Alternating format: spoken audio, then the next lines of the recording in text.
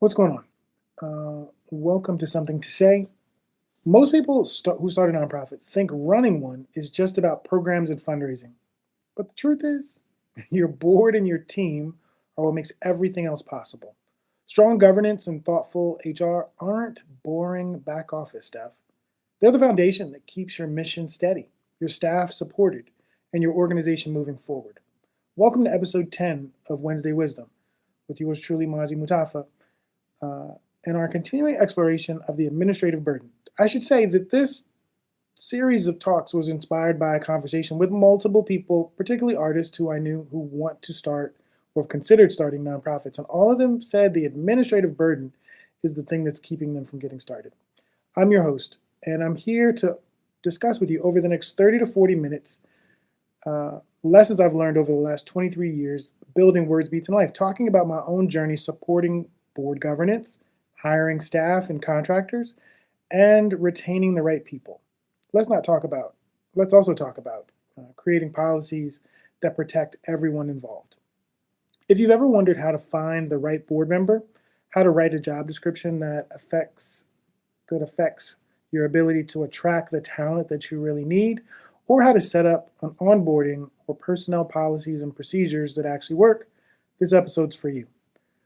Before we dive in, make sure you subscribe, like, and share this with someone who's building something real. And because today we're breaking down governance and HR in real terms with real strategies for results to speak for themselves, this is the episode to share.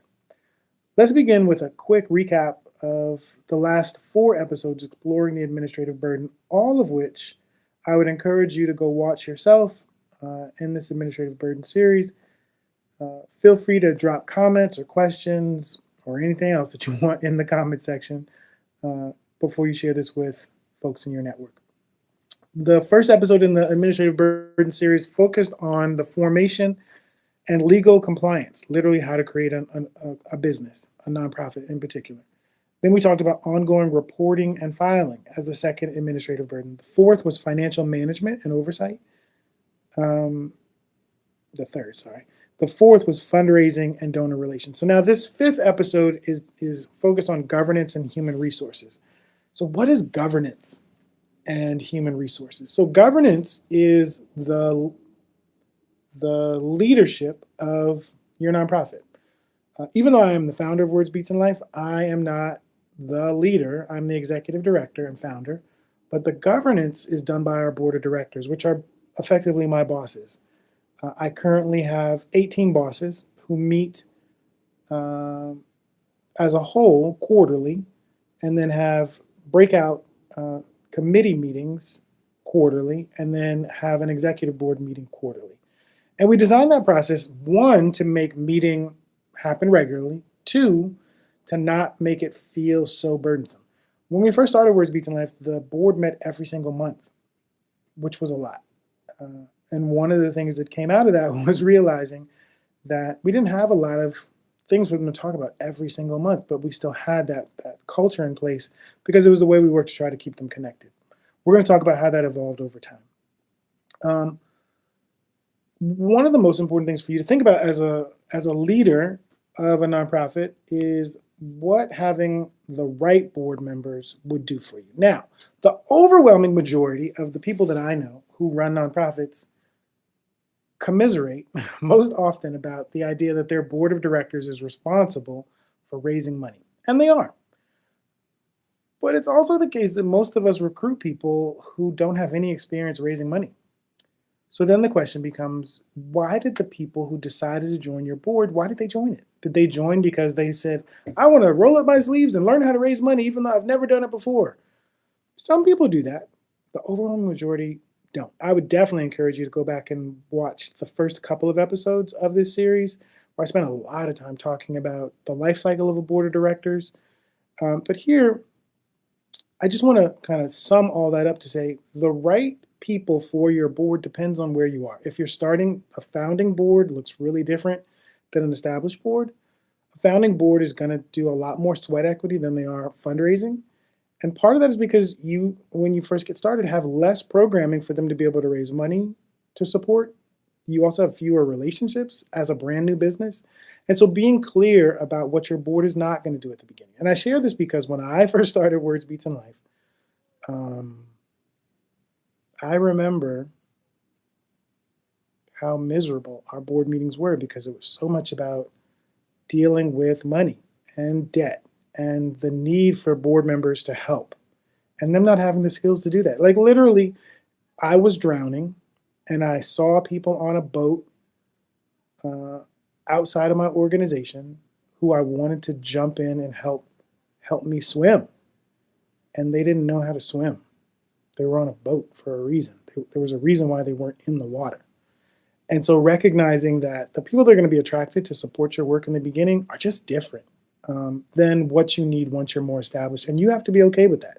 You have to be okay with the fact that the people that are really the rock star door openers are not necessarily going to be the first group of people that join you. But you have to think through how to utilize their skills, their relationships, their time, their talent in a way that is still impactful towards your mission and towards the reason why they joined you. One of the most important things to achieve that is to think through roles and responsibilities and expectations, especially for board members.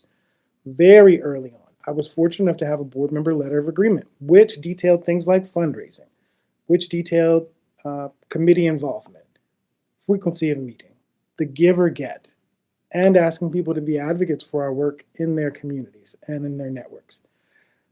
Did everybody do every single bullet all of the time? No, but it's an imperfect process as it is run by people. But having that framework made it easier for people to be able to self-assess how good a job they were doing or where they needed scaffolding or support to be able to help them move forward. That effort at building a board and thinking through roles and responsibilities is a beginning of a trajectory around thinking about that same process for staff. When you bring on staff, whether those are contractors, volunteers, or full-time staff, what are going to be their roles and responsibilities? What do you need them to achieve and accomplish during the time that they're with you in exchange for community service hours, uh, payment in form of a stipend, or a salary, if that's what it is you're in a position to offer.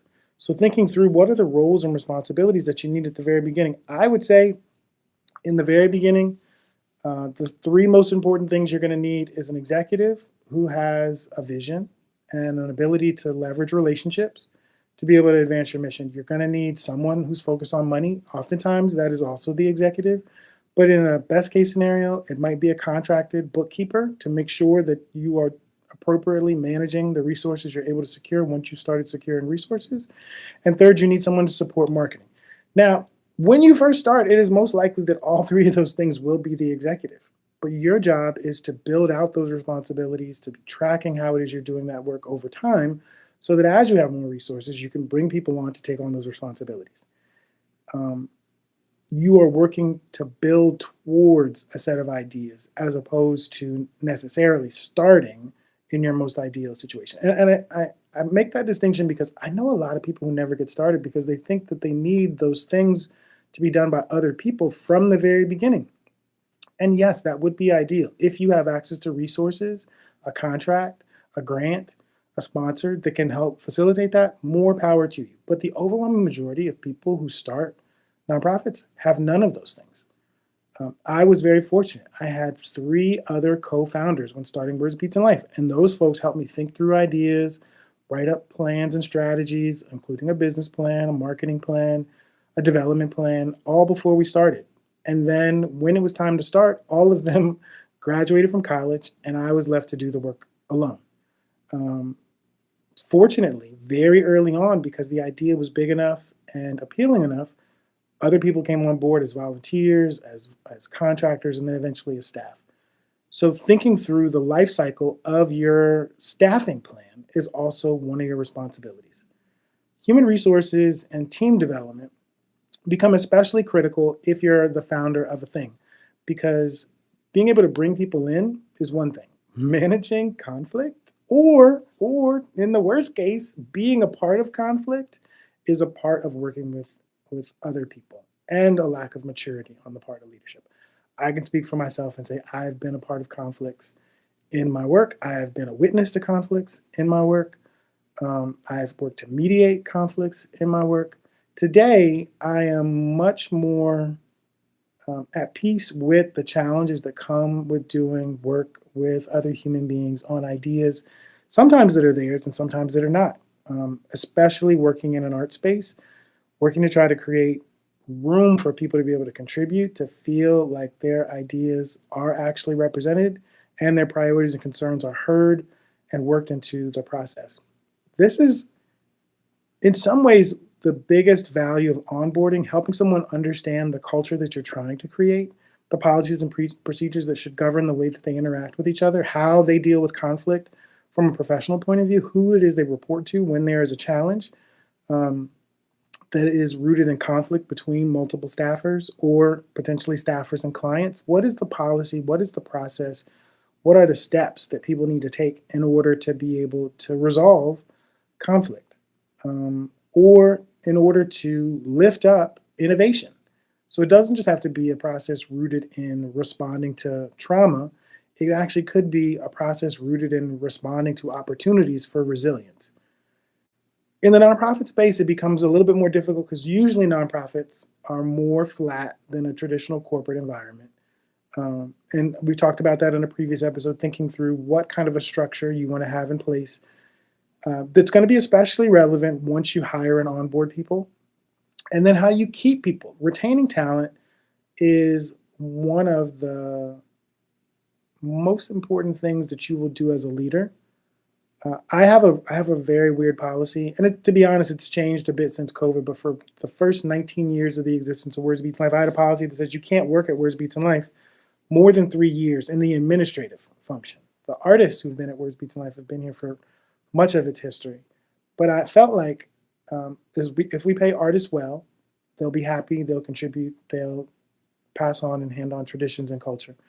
If we pay administrative staff as well as we can, they will learn and develop and be prepared to go and work someplace else where they can be paid even more.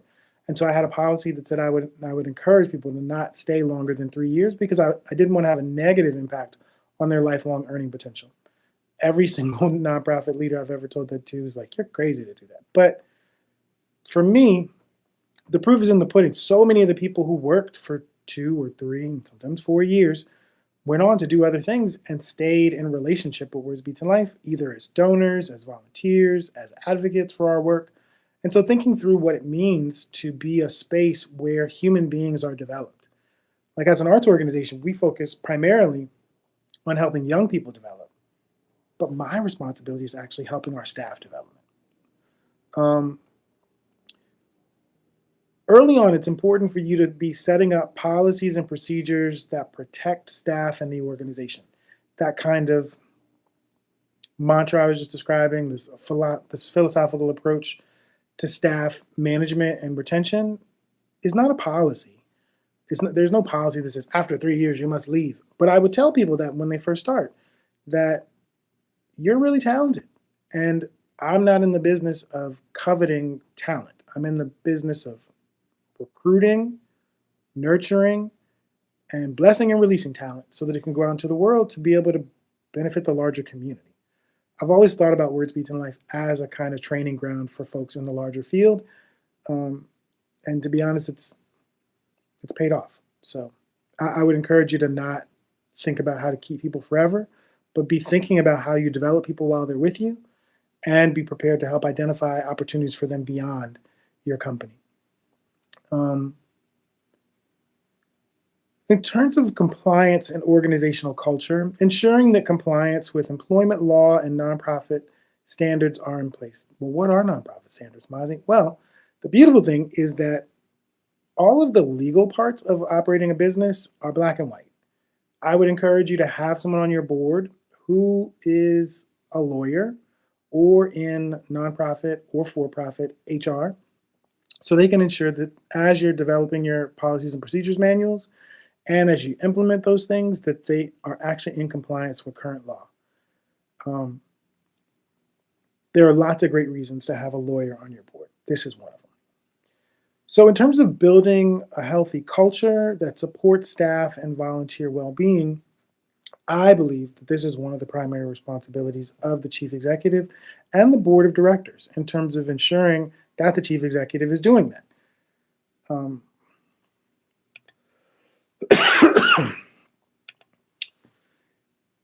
I would suggest that one of your primary priorities as the chief executive, whether that's CEO or executive director or founder, is to be in regular communication with your board chair to ensure that he, she, or they are also doing that same kind of work at the board level. That board members are able to be supported and engaged in a way that is actually meaningful and transformational. No one joins a board just because they have nothing to do. Everyone joins a board because they want to make a difference. And if they are not feeling supported in that effort or not clear on how to do that, it becomes very easy for people to wander, for people to resign, for people to grow resentful. So your board chair is your partner in cultivating the same kind of culture at the governance level. I hope this makes sense. So one of the things that I talked about in a previous episode is how board members find you, but how do you choose board members, particularly with diverse skills, networks, and a passion for your mission? Um, I'm a little weird in this respect. I'm a person that actually believes the right people find you. And part of your responsibility is to figure out how to keep and empower them. I've never had a terrible board member, but I have definitely had board members that were better than the ones I had before. And I say that because I always think about the evolution of the governance structure the same way I think about the evolution of the HR function. That as we become more prominent and we have more resources, the caliber and quantity and availability of the people that'll discover us changes. And you have to be open to that fact. The diversity of skills are critical because you need lots of different things that you can't pay for in the very beginning of being a nonprofit. This is why having that lawyer on the board is helpful. I would say having an accountant on the board, not to do your books, but to make sure that the accountant that you actually hire is in compliance with best practices, and has the ability to read the financials in a way that's transparent for members of the board. You need financial expertise on the board. You need legal expertise on the board. Ideally, you need governance and HR expertise on the board. So thinking about the original board as the group of people who have the skills, knowledge, and networks that you can't pay for. And they're going to contribute that expertise potentially in place of helping you raise money. So what they're doing is helping you save money. They're helping you protect the organization, but they're doing that in large part through sweat equity. And you have to recognize the value of that sweat equity. I think it's super important to set expectations for meeting attendance, fundraising, and advocacy in the form of a letter, a contract that your board members review annually and sign annually to reaffirm their commitment to be able to help advance your mission by learning about what the organization does, by helping fundraise for it, contributing their own money. We have a give and get policy. And to be an advocate for the kinds of work you do, either directly for your organization or for the larger field that you're a part of. In our case, we want our board members to be advocates for the transformative power of hip hop, not just the transformative power of the arts in general. And so it's important that people that join our board have a personal connection to hip hop. And it's always been interesting to learn, the overwhelming majority of people who would join our board, their connection is their older brother or sister playing rap music for them as a child. And so it's very interesting how influential siblings are in shaping the musical tastes and interests of their brothers and sisters. Crafting job descriptions that reflect both skills needs and cultural fit are going to be very useful.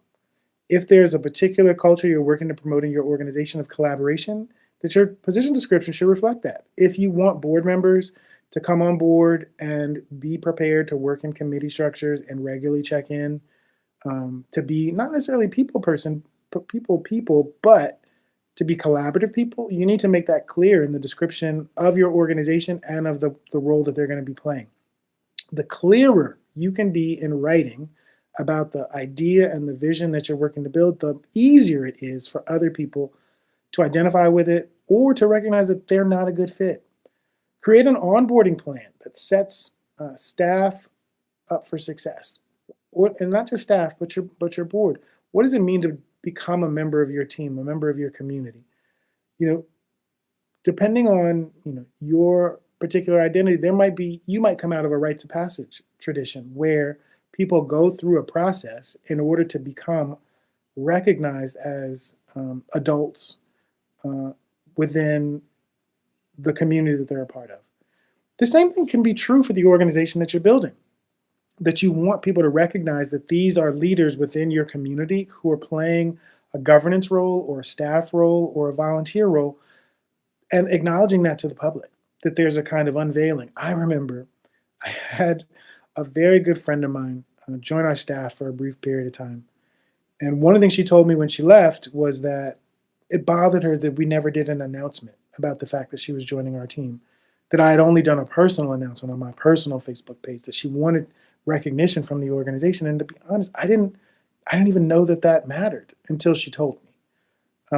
And so since then, we've worked to try to do announcements of full-time staff, sometimes teaching artists, sometimes volunteers, definitely board members, to the public, so that them becoming a part of our community is an officially announced and recognized thing, not just in our community, but also in theirs.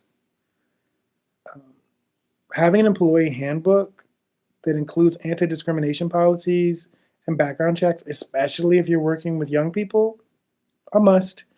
Um, why? You need to have the policies and procedures written to hold people accountable to, and have people sign that they receive that document, and it is their responsibility to read it and to be in compliance with it.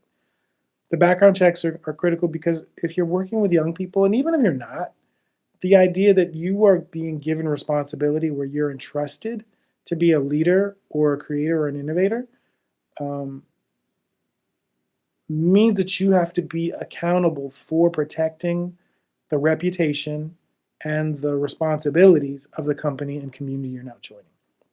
So it's especially important to make sure that as you're bringing people on, I was just on a call today about bringing vendors into a space. And one of the things I brought up was the fact that every vendor needed to sign a waiver acknowledging their legal responsibility for their own themselves and their equipment, because they were going to be around students in an environment. And I thought it was really important for the organizers to be thinking legally about this community thing that they're doing, because there would be nothing worse than to have someone be invited into your community that jeopardizes the future of your ability to deliver on the service, the product, the culture you're working to create. It's important to balance your mission-driven passion with realistic workloads and wellness. What does that mean?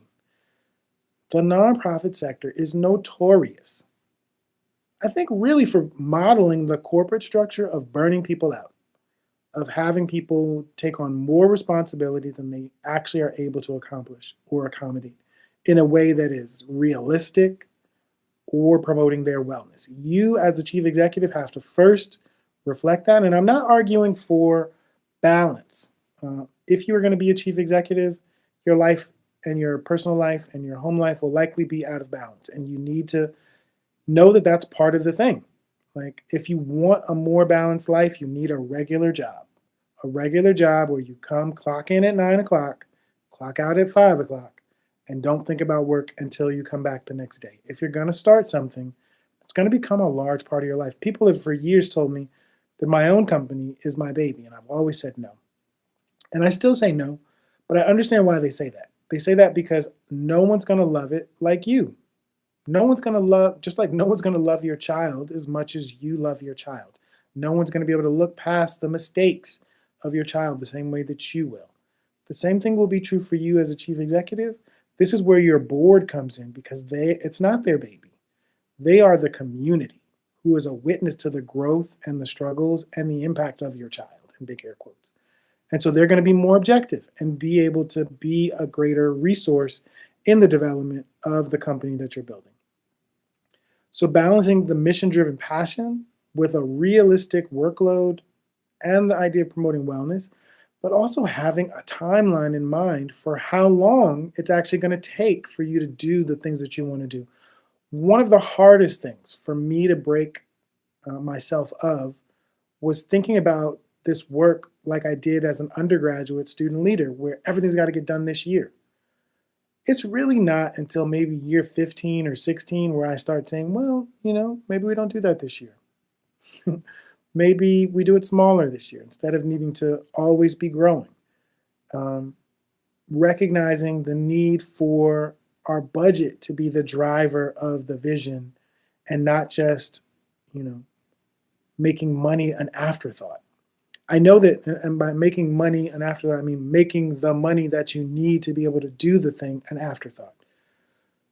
Eventually, you have to get to a place where the money is driving what it is that you imagine to be possible. In the beginning, it's okay for you to let vision drive and passion drive and sweat equity drive and volunteers drive. But over time, the way you make something sustainable is by establishing a budget that will make it possible for the thing to be sustainable with the material resources it needs to be sustainable. All right? All right, well, I've got a few questions to ask of you that I'll answer myself. So, how do I know when it's time to recruit new board members or refresh my board structure? I think the answer to both of those questions is when they don't serve you anymore. So you need new board members when the current board members are not a reflection of the current life cycle that your organization company is in.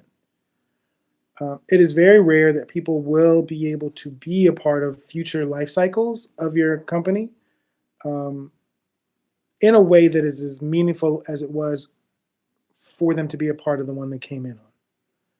That doesn't mean that people won't stay into new life cycles. It just means they might not be the most effective board member in that space. And so recognizing the value of advisors who don't have to have an official title, thanking people, this idea of blessing and releasing, blessing people for their service and releasing them to go and maybe join another board and be a part of somebody else's current life cycle that they're a better fit for. And in terms of the board structure, I think it's a question of, are the things that you need to do as a business, as an organization, as a nonprofit, is the current structure suited to the tasks that need to be performed? The beautiful thing is that you can always change the structure through votes, bylaws,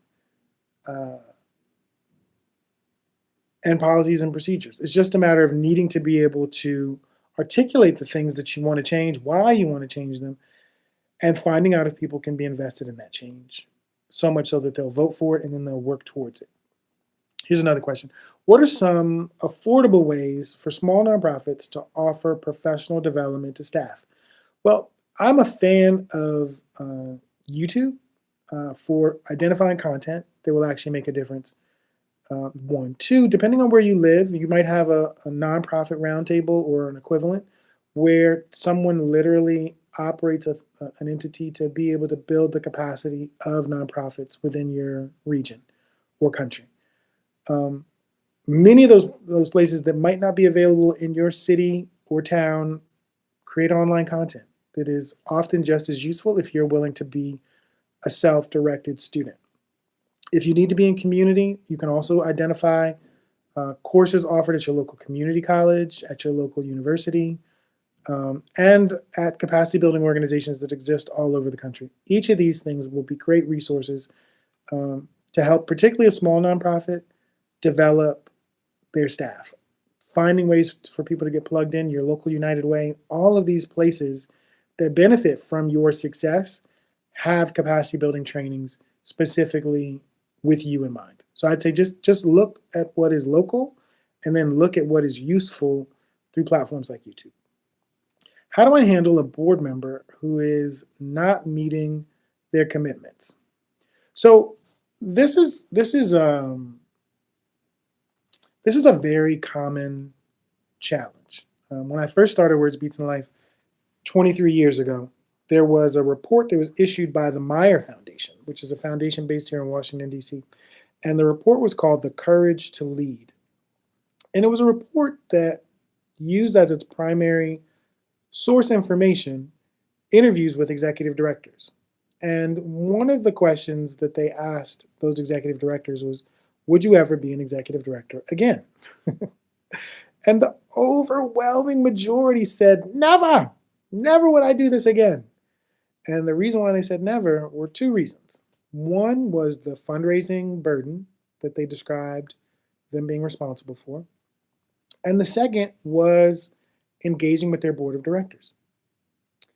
And you might say, well, Mazi, what, why would they not lead a company again because of the board of directors? And the answer is like, and this is not from personal experience, but I think the answer is that a lot of times people get people on their boards that they inherit when they get a new job, and those people should have been offboarded before that new executive was hired, but instead they become people inherited by that new executive. A lot of executive directors recognize the fact that because the board is their boss, they really struggle to, this is stronger language, but make demands of them, make demands of what it is they expect them to do as members of the board, because they recognize that that board or that member could start a mutiny to try to get them fired. And so there's this dance that sometimes happens. As a founder, I've never had that problem. When someone wasn't performing, they knew that they weren't performing, and they didn't want to hold a seat that someone who could perform in that role might want to take. So I've never personally had this problem.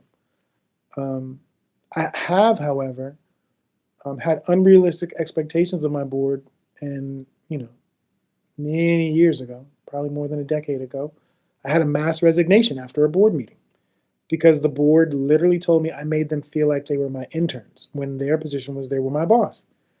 What they didn't understand was that it wasn't that they were my interns, it's that they were, for lack of a better term, like they were the life preserver I needed, and I needed their help, and they just couldn't help, And so like that manifested itself in frustration with them as opposed to understanding that they didn't have a life preserver and they weren't a life preserver. They were there to contribute what they could contribute and to take what they needed, but not to help in every single way that was necessary.